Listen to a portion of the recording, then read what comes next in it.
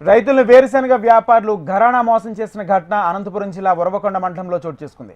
అమద్యాల గ్రామంలో గురువారం ఎర్రిస్వామి, రామాంజనేయులు అనే వ్యాపారులు పలువురు రైతుల నుంచి వేరుశనగ కొనుగోలు చేశారు. క్వింటాల్లో 5,800 ప్రకారం కొనుగోలు చేశారు.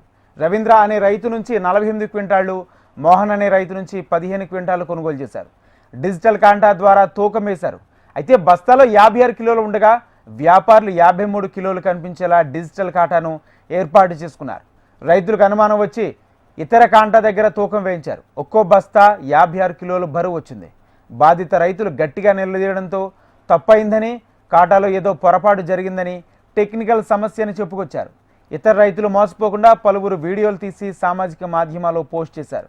ఇక వీడియో వైరల్గా మారింది. ఆ వ్యాపారులు ఆ గ్రామంలో ఇదివరకే మరింత మంది రైతులతో వేరుశనగలు కొనుగోలు చేసినట్లు తెలిసింది. వారిని కూడా మోసం చేసి ఉంటారని రైతులు ఆందోళన వ్యక్తం చేశారు. న్యాయం చేయాలని కోరుతున్నారు.